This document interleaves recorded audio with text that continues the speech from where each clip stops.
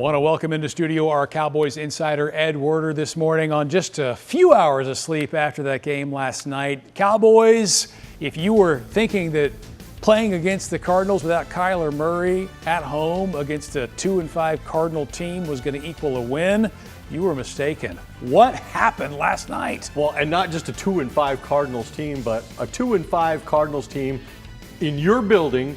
The Cardinals coming off 5 consecutive losses, and the Cowboys really struggled in this game to score or create any kind of consistent attack on the offensive side of the ball. You know, Dak Prescott said it best after the game in a press conference, saying, we got our bleeps kicked on both sides of the ball. And he, in particular, got his kick because they pressured him 19 times in his 29 pass attempts.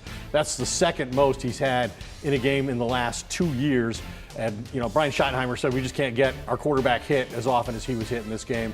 The Cardinals, you know, had season highs in takeaways, in pressures, in sacks, just an across-the-board bad performance by the Cowboys. Cowboys are doing really well at making other teams look like Super Bowl contenders so far this season.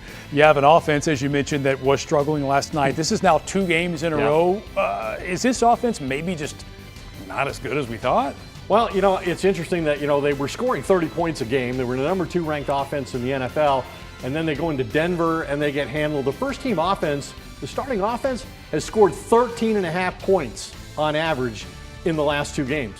Brian Schottenheimer said the thing that concerns him most is just the inconsistent nature of the way they performed on offense. You know, they got taken out of their game last night. I think they went in thinking they could be ultra aggressive. I think Schottenheimer, his play calling and decision making, game management, was trying to make up for a bad defense that he didn't trust, trying to limit how much they impacted the outcome of the game. So you saw it the first series. They go right down the field. They get inside the red zone. They go for it on 4th down instead of kicking an easy field goal, taking the lead in the game.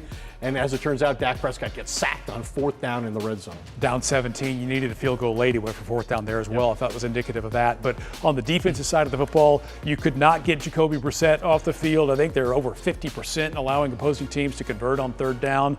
You saw that last night as well. Again, not being able to get stops against opponents. Yeah, that's the big thing. They have the worst 3rd down defense in the NFL, and they just cannot get off the field.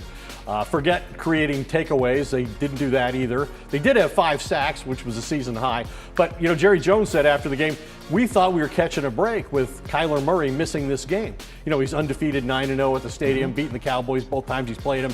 One of the great runners in the game at quarterback. And instead they play a guy who's a journeyman, but a pocket passer who's really able to exploit the weaknesses they have in the secondary, missing 3 of their 4 starters. So Jacoby Brissett made a case for remaining the starting quarterback with the Cardinals. Apparently, Kyler Murray only has to show up to AT&T Stadium for his team to win.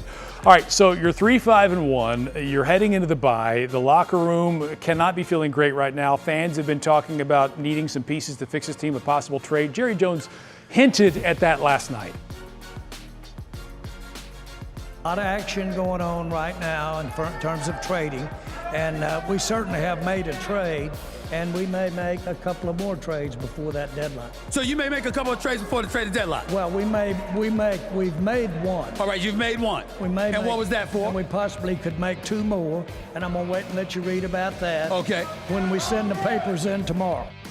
So you speak Jerry Jonesese. I don't know if you speak Stephen A. Smith, but what would you translate from what we just heard? Well, after the game, he sort of recharacterized the whole situation and said, we haven't really made the trade. The trade's not made until the paperwork's filed by both teams of the league, and we're not there yet. You got the sense that he was maybe reconsidering whether he wanted to invest in a team that goes into its bye week at 3-5-1. Brian Schottenheimer's team losing consecutive games for the first time, struggling on both sides of the ball.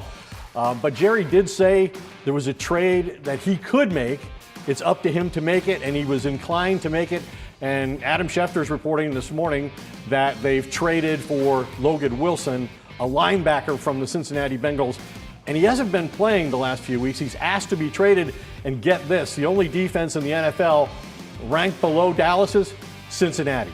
Historic bad performances by the Cincinnati defense. But he is a linebacker known to be able to play the run and contribute in pass coverage, so it might upgrade their personnel, but it's not anything of like getting Amari Cooper on offense, you know, in 2018. No, this is our year, Ed, to not make the Super Bowl again.